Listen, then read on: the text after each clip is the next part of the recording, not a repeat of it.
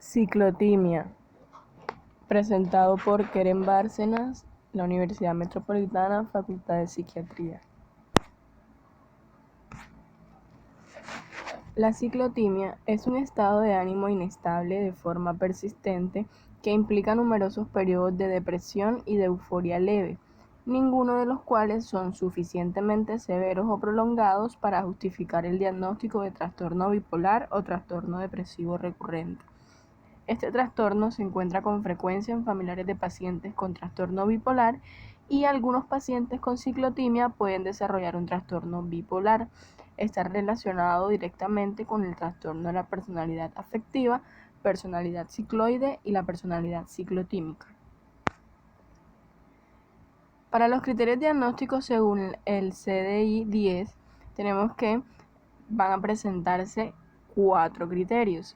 El criterio número A o número 1, presencia de un periodo de al menos de 2 años de inestabilidad del estado de ánimo que implica varios periodos de depresión e hipomanía con o sin periodos intermedios de estado de ánimo normal.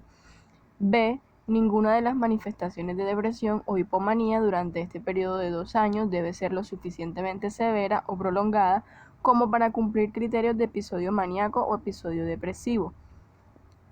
C. Por lo menos en algunos de los periodos de depresión deben haberse presentado 3 o más de los siguientes síntomas: disminución de la energía o de la actividad, insomnio, pérdida de la confianza en sí mismo o sentimientos de inferioridad, dificultad para concentrarse, aislamiento social, pérdida de interés o satisfacción por el sexo y otras actividades placenteras, disminución de la locuacidad y pesimismo sobre el futuro o cavilaciones sobre el pasado.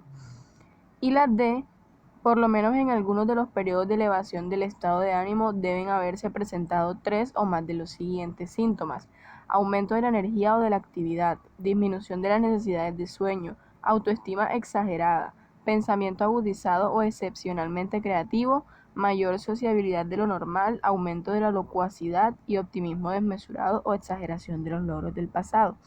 Esta puede clasificarse según su inicio como precoz, en la adolescencia tardía o en la segunda década de la vida, y tardía entre la tercera y la quinta década tras un episodio de trastorno del humor afectivo. Los criterios según el DSM-5 se encuentran: A.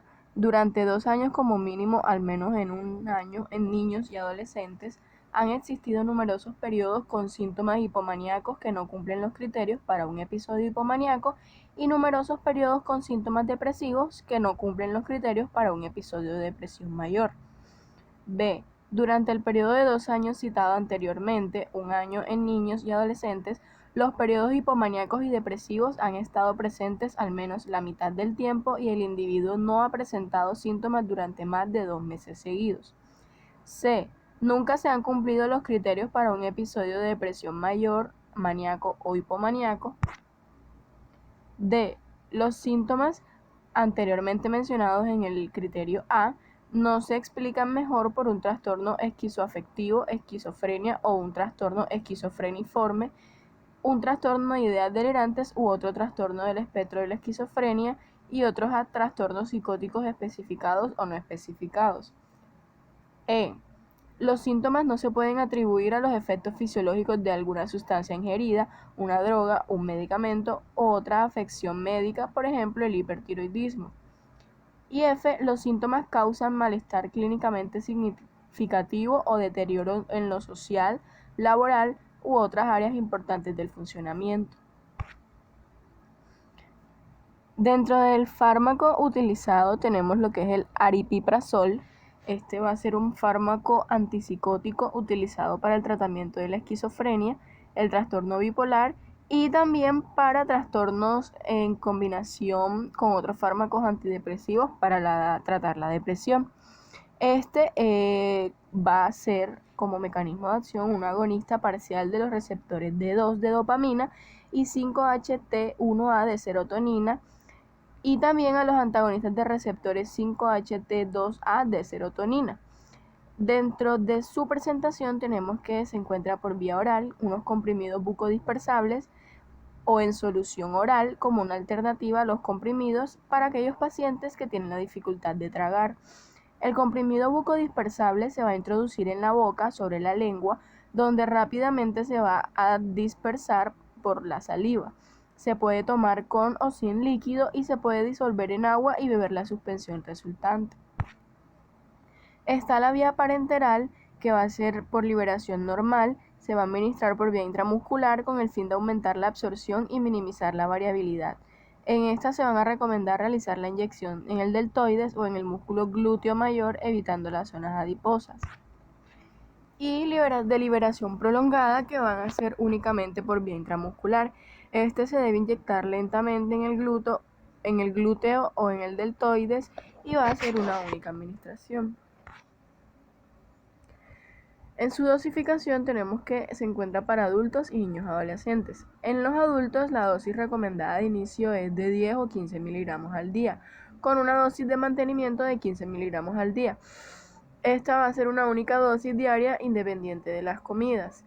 El aripiprazol va a estar en un rango de dosis de 10 a 30 miligramos y no debe sobrepasar la dosis diaria máxima a 30 miligramos al día. Y en niños y adolescentes aún se desconoce la eficacia y seguridad del aripiprazol en pacientes menores de 18 años. Esto no ha mostrado pues un aumento en la eficacia a dosis mayores a las dosis diarias de 15 miligramos, y algunos pacientes podrían necesitar dosis mayores, pero no hay un estudio concreto con respecto a la eficacia de este. En la farmacocinética, luego de una dosis oral, el aripiprazol se va a absorber, alcanzando las concentraciones plasmáticas máximas a las 3 a 5 horas. Y la biodisponibilidad oral absoluta va a ser del 87% sin que la absorción sea afectada por las comidas con alto contenido en grasas. Tenemos que este se va a distribuir ampliamente en todo el cuerpo. Volumen aparente de distribución de 4,9, lo cual indica una extensión de la distribución extravascular. A concentraciones terapéuticas, la unión del aripiprazol y su principal metabolito, el dehidroaripiprazol, a las proteínas plasmáticas y en particular a la albúmina va a ser de 99%. Las concentraciones en el estado de equilibrio se alcanzan 14 días después de administrar la primera dosis. En su mecanismo de acción tenemos que el aripiprazol va a parecer ejercer sus efectos antipsicóticos, en principio por el agonismo parcial del receptor D2, como lo mencioné al inicio, del que se ha visto que modula la actividad dopaminérgica en áreas donde la actividad de la dopamina se puede incrementar o disminuir, como las áreas mesolímbica y mesocortical. Además de su acción agonista parcial del receptor D2, el aripiprazol también es un agonista parcial del receptor 5-HT1A y, como otros antipsicóticos atípicos, muestran un perfil antagonista del receptor 5-HT2A. El aripiprazol tiene una moderada afinidad por los receptores alfa-adrenérgicos de las histaminas y ninguna afinidad apreciable por los receptores colinérgicos muscarínicos. En la sobredosis e intoxicación aguda por aripiprazol, tenemos que en los adultos los signos y los síntomas de potencial importancia clínica incluyen letargia, aumento de la presión sanguínea, somnolencia, taquicardia, náuseas, vómitos y diarrea.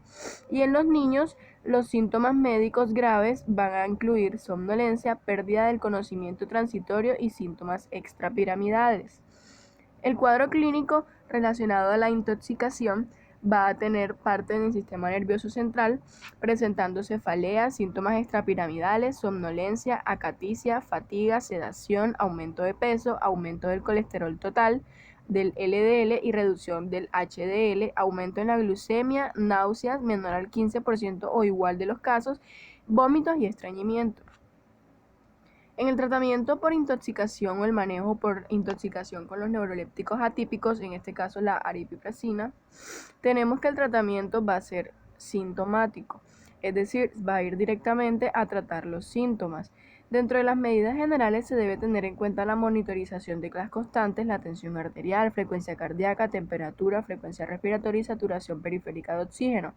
Un monitor de electrocardiograma, que lo más frecuente va a ser una taquicardia sinusal, aunque no son infrecuentes las alteraciones en la repolarización. un QT alargado, una depresión del ST y un aplanamiento de la onda T.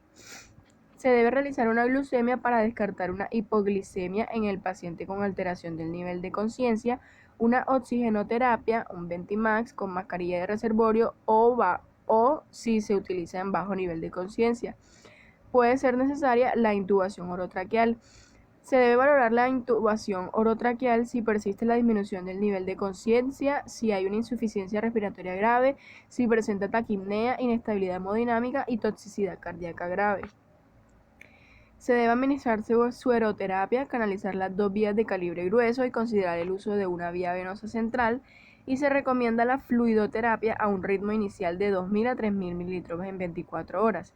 Si la hipotensión que presenta el paciente no responde a los líquidos intravenosos, debemos iniciar perfusión alfa adrenérgicos con adrenalina o noradrenalina. Y no se recomienda el uso de las catecolaminas con actividad beta-adrenérgica como la dopamina, ya que esta puede empeorar lo que es la hipotensión. Se debe realizar una analítica general para mantener un equilibrio ácido-base y con los electrolitos, un vaciamiento gástrico mediante una sonda de aspiración o un lavado gástrico. No se recomienda la descontaminación si hay nivel de conciencia aún bajo o si presencia convulsiones, y se utiliza lo que es el carbón activado de 25 a 50 gramos administrado en dosis única.